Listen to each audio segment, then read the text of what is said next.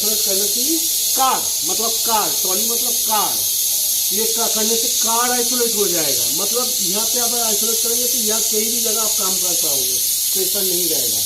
लेकिन করা দরকার পড়ে, ধরুন কিছু এইটা দুটো আইসোলেটিং কস্ট, একটা আর একটা, এটা হচ্ছে বগি 1 বগি 2 উপর লাগা हुआ है। अच्छा, দুটো প্রেসার সুইচ এর মধ্যে আছে না।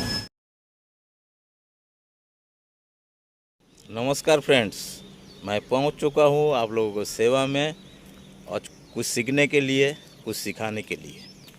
मैं कुछ सीखता हूं तो आप लोगों को भी सिखाते हैं। आज जिस रेल यार्ड में हूं वो खड़गपुर नहीं है, लेकिन थोड़ा साइड में है। वेदर बहुत सुंदर है, बहुत दिनों से बहुत गर्म में झेल रहे थे, लेकिन आज थोड़ा वेदर अच्छा है तो वीडियो का टॉपिक क्या होगा आप लोगों के लिए।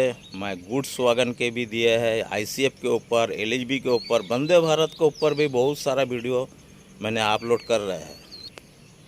तो आज जो वीडियो मैं आप लोगों के लिए सेवा में पेश करूंगा, शायद आज तक आप लोगों को यूट्यूब में सर्च करने से भी नहीं मिलेंगे। तो क्या वीडियो बनेंगे आप लोग सोचते रहिए। तो मैं थोड़ा बाद में आप लोगों को, इंडियन रेल में फ्रेट वैगन 7 टाइप के होते हैं।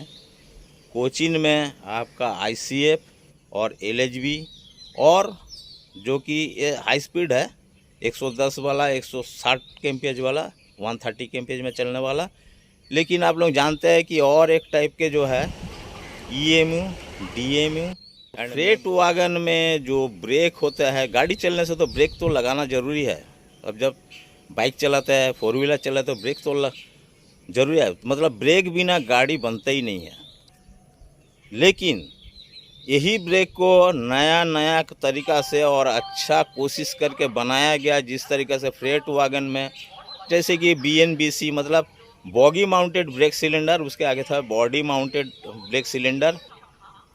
कोचिन में फिर से आ गया आईसीएफ में, जैसे कि ऐसे भी रहता था स्लैग एडजस्टर बैरल के साथ में, जो कि बॉगी माउंटेड, जो कि बॉडी का अंडर फ्रेम में जो ब्रेक सिलेंडर रहता था उसको बॉडी माउंटेड ब्रेक सिलेंडर। उसके बाद में बॉगी में ब्रेक सिलेंडर को लेके आया और अच्छा खासा ब्रेक लगाने के लिए, तो वो हो गया bogie mounted brake cylinder. Vacuum brake से लेके आया फिर से एयर प्रेशर। इसके बाद में एलएचबी जो ट्रेन चलते हैं अभी हाई स्पीड में 130 kmph में, इसके लिए और ब्रेक को स्ट्रॉन्ग करने के लिए और अच्छा करने के लिए इसमें थोड़ा सा इलेक्ट्रिक डिवाइस भी बैठाया गया। लेकिन प्योर न्यूमेटिक सिस्टम है। Axle mounted disc air brake system को लेके आया गया, मतलब एक्सेल में डिस्क को लगा दिया गया, उसमें ब्रेक कैलिपर को दिया गया और उसमें ब्रेक होता तो एक एक्सेल में 2 आपको ब्रेक डिस्क रहते हैं। तो इस सिस्टम से आपको WSP सिस्टम लगा के ब्रेक को लगाएगा, लेकिन प्योर न्यूमेटिक सिस्टम में। ये सबका वीडियो तो मैंने आप लोगों को आगे दे चुका हूँ, लेकिन आज जिस वीडियो बनेंगे ये आपको यूट्यूब में अभी तक नहीं मिलेंगे। आप लोग शायद समझ गए होंगे कि मैं क्या बोलने मांगते हैं। जो हमारे जो लोकल गाड़ी ईएमयू सिस्टम में जो ईपी मतलब इलेक्ट्रिक न्यूमेटिक सिस्टम में जो ब्रेक चलते हैं, अभी वो ब्रेक को मॉडिफाई किया हुआ और यही ब्रेक आपको लग रहा है, अभी ये चल रहा है आपका वंदे भारत। मतलब इंडियन रेलवे में जो ब्रेक सिस्टम है ये न्यूमेटिक सिस्टम, मतलब एयर प्रेशर सिस्टम।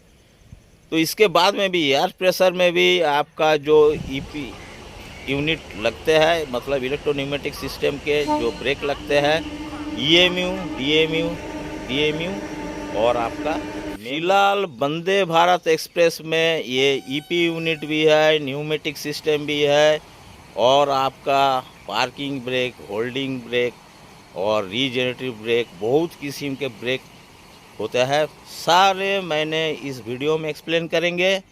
और चैनल पे अगर नया है तो चैनल को जल्द से जल्द सब्सक्राइब करिए, बेल आइकन बिल्कुल ना दबाने भूलिए। पूरा वीडियो आप लोग देखिए। कमेंट बॉक्स में अच्छा लगने से ज़रूर कमेंट कीजिए। कमेंट करने से मेरा हिम्मत बढ़ता है कि आप लोग कुछ देखते भी होंगे। मैं बीके दत्ता, खड़गपुर से रेलवे मैकेनिकल इन्फो में आप सभी को स्वागत है। तो चलिए मैं वंदे भारत के जो ब्रेक सिस्टम है उनके पूरा इक्विपमेंट के साथ में एक्सप्लेन। वंदे भारत यानी सेमी हाई स्पीड ट्रेन में जो ब्रेक लगते हैं वो आपको टोटल कंप्रेस एयर से आपका बॉगी कंट्रोल यूनिट मतलब ईपी यूनिट और आपको बॉगी में लगे हुए इक्विपमेंट के साथ में ब्रेक होते हैं। और बॉगी में जो आपका सिस्टम है ये एक्सेल माउंटेड डिस्क ब्रेक नहीं है, ये आपका व्हील माउंटेड डिस्क ब्रेक इसमें अप्लाई किया गया।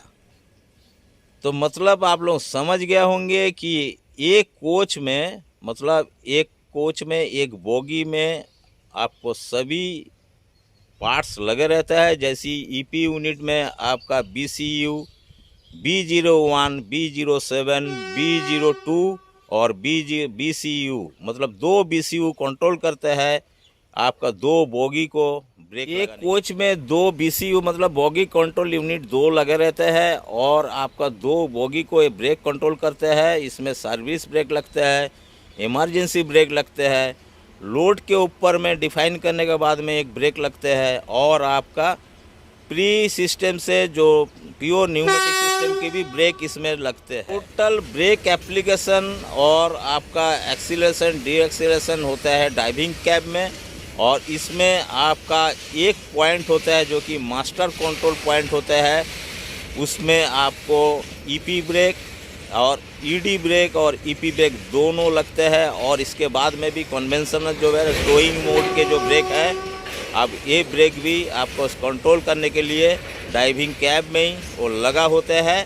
और उसमें से अगर कुछ रोड सेंसिंग के ऊपर में अगर गाड़ी कंट्रोल नहीं होते तो वो आपका कन्वेंशनल जो लोकोमोटिव में लगे होते हैं वो बीपी ड्रॉपिंग से वो भी सिस्टम इसमें लगा। ड्राइविंग कैब में 2 किस्म के ब्रेक लगता है, एक ब्रेक होता है डायरेक्ट ब्रेक और एक ब्रेक होता है इनडायरेक्ट ब्रेक। मास्टर कंट्रोल में जो ब्रेक लगा रहता है जैसे कि आपका मास्टर कंट्रोल में एक्सीलेटर और डी एक्सीलेटर करने के बाद में उधर आपका ईडी ब्रेक मतलब इलेक्ट्रो डायनामिक ब्रेक जिसको रीजेनरेटिव ब्रेक कहा जाता है, उसके बाद में 0 को बाद में नीचे में आता है ईपी यूनिट के ब्रेक मतलब हो गया इलेक्ट्रिक न्यूमेटिक सिस्टम के ब्रेक। ये ब्रेक आपका कोच का लोड का ऊपर में सेंसिंग करने के बाद में लगता है।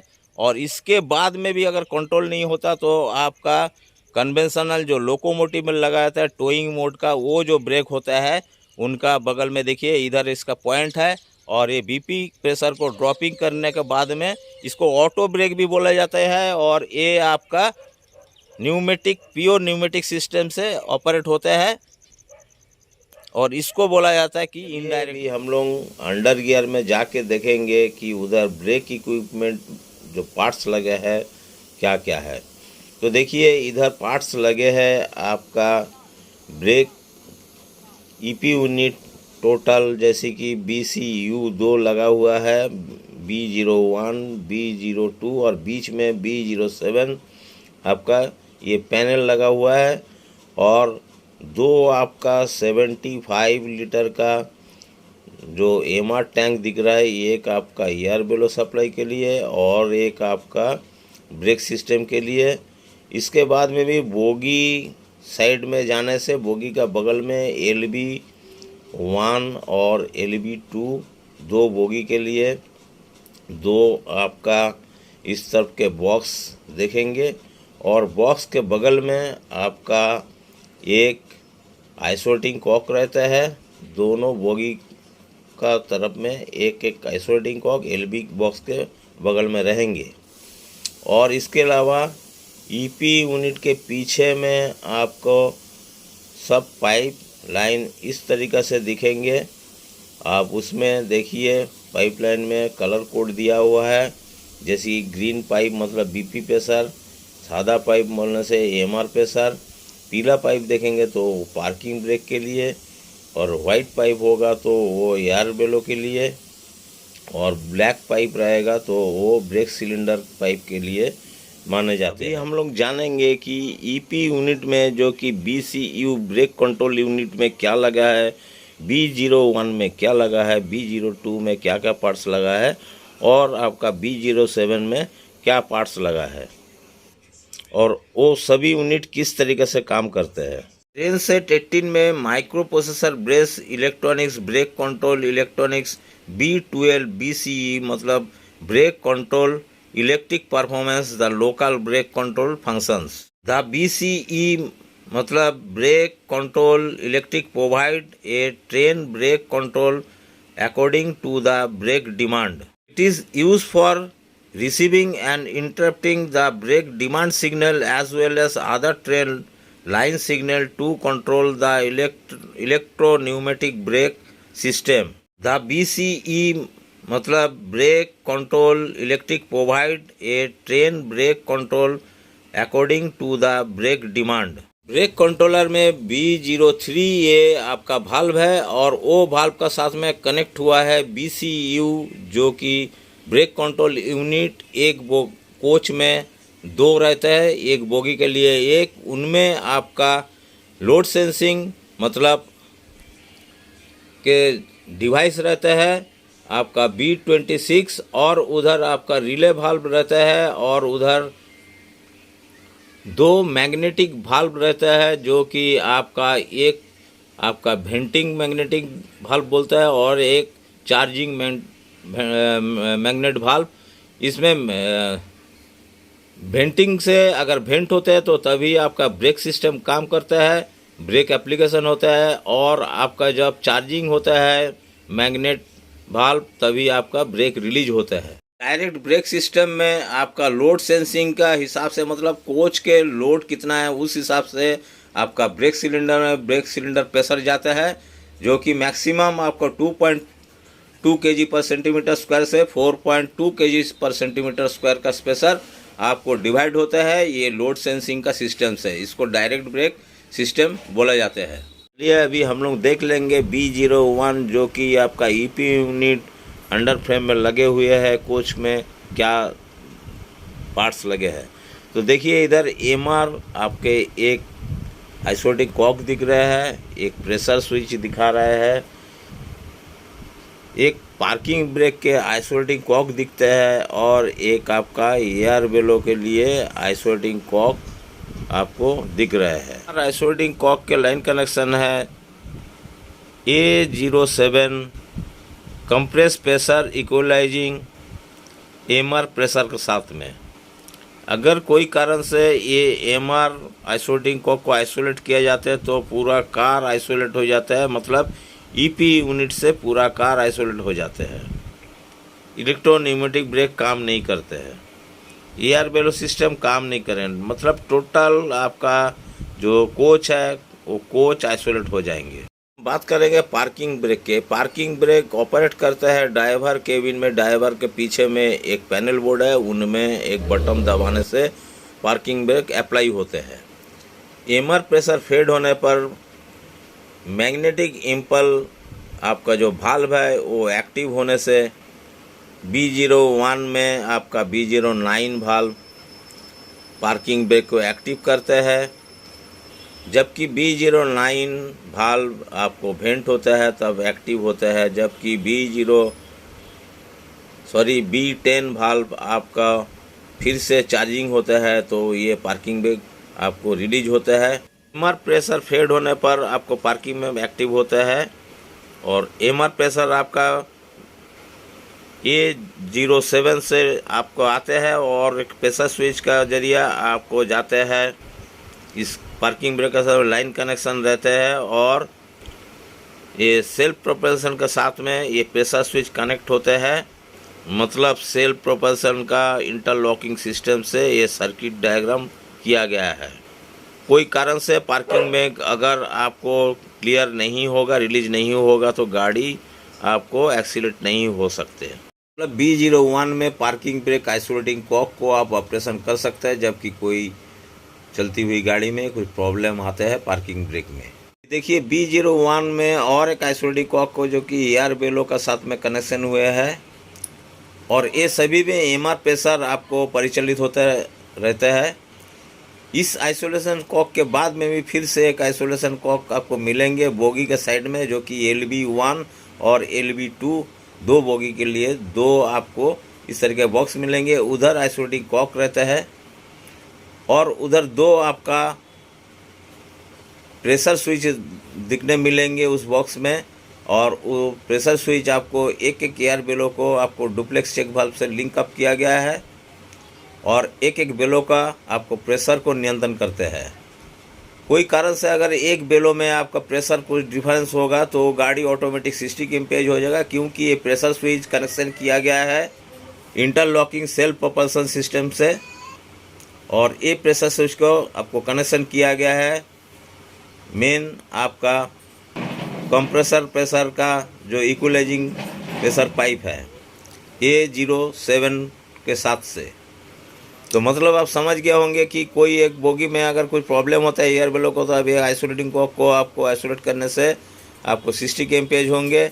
अगर आप पैनल बोर्ड से अगर एयर बेलो का आइसोलेटिंग कॉक को आप बंद करते हैं तो टोटल आपको एक कोच आपको 60 एम्पेज अंडर टोटल ब्रेक हो जाएंगे, लेकिन ये कोच आपको एयर बेलो 4 काम नहीं। चलिए अभी देखते हैं B07 जो EP यूनिट में लगे बॉक्स, उसमें क्या। तो इस बॉक्स में देखा जा रहा है कि दो आपका प्रेशर स्विच है, प्रेशर स्विच और उस प्रेशर स्विच में आपका MR प्रेशर आपका A07 से आ रहा है, कंप्रेसर मशीन से मेर MR प्रेशर कनेक्ट हुए हैं आपके B07 आपका यूनिट। और B07 में दो प्रेशर स्विच, एक प्रेशर स्विच कनेक्शन हुए हैं एक बोगी के लिए, दूसरा बोगी के लिए, और ये प्रेशर स्विच का लाइन कनेक्शन आपका self propulsion interlocking system circuit से जुड़े। ये जानकारी होना चाहिए कि आपका अगर कंप्रेसर प्रेशर लो होते हैं तो ये आपका प्रेशर स्विच से आपका कनेक्शन और एक्सीलेशन आपका ऑटोमेटिक सिस्टम जो सेल्फ प्रोपल्सन। अभी हम लोग देखेंगे EP यूनिट में लगे हुए B02 यूनिट, उसको खोलेंगे और उसके अंदर में अभी देख सकते हैं STB 200DV लगे हुए हैं।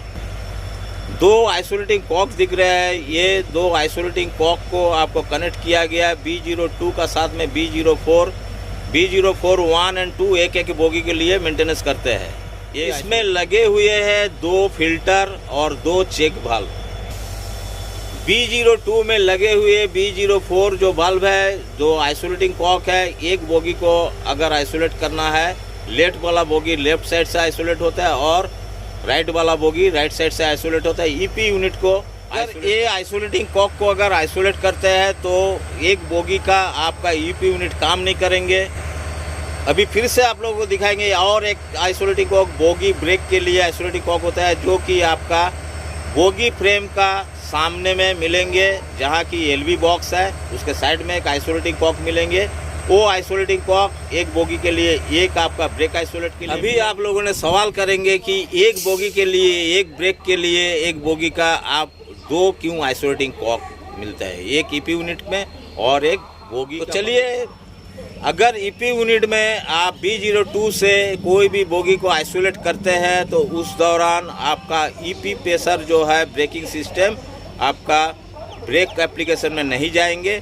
उधर दो आपका ब्रेक सिस्टम रहेंगे, एक डायनामिक ब्रेक जो कि रीजेनरेटिव ब्रेक बोलते हैं, जो कि सेल्फ प्रोपल्सन से तैयार होता है, और एक ब्रेक आपका काम करेगा जो कि ऑटोमेटिक ब्रेक, मतलब आपका टोइंग मोड से, जो ड्राइविंग कैप से, जो BP प्रेशर ड्रॉपिंग से ऑटोमेटिक जो ब्रेक होता है, जिसको आप लोग इनडायरेक्ट ब्रेक बोलते हैं, वो ब्रेक। अभी बात करते हैं कि बोगी का सामने जो आइसोलेटिंग कॉक है, एक बोगी के सामने में, इसको अगर आइसोलेट करते हैं तो क्या होगा। इसको अगर आप आइसोलेट करते हैं तो EP जो आपका ब्रेक सिस्टम वो भी काम नहीं करेंगे, और जो कि आपका जो प्योर जो BP प्रेशर ड्रॉपिंग से, जो कि कन्वेंशनल सिस्टम से जो इनडायरेक्ट ब्रेक होते थे वो भी काम नहीं करेंगे। खाली रीजेनरेटिव ब्रेक यानी डायनेमिक ब्रेक आपका। अभी तक हमने जो आपका ब्रेक सिस्टम के बात बोल रहे थे वो डायरेक्ट ब्रेक के बारे में। अभी आप लोगों को दिखाएंगे कि ब्रेक कंट्रोल पाइप ब्रेक से BP प्रेशर से किस तरीके से ऑटोमेटिक मोड में आपको ब्रेक एप्लीकेशन होता है, ये सिस्टम भी है कन्वेंशनल। ऑटोमेटिक ब्रेक में मतलब इनडायरेक्ट ब्रेक में आपको काम करता है FB11 वाल्व, जो कि ड्राइविंग कैब में लगे हुए हैं, और उनका जो कंप्रेसर मशीन से BP प्रेशर चार्ज होता है D06। ये इनडायरेक्ट ब्रेक और ऑटोमेटिक ब्रेक और टोइंग मोड का ब्रेक तभी लगेंगे जबकि आपका लोड सेंसिंग डिवाइस में फेलियर होंगे, कंट्रोल नहीं हो पाएंगे, तो ऑटोमेटिक ये ब्रेक लग जाएंगे। BP प्रेशर कांस्टेंट इसमें 5 किलो पर सेंटीमीटर स्क्वायर का प्रेशर इसमें रहता है, जबकि रिड्यूसिंग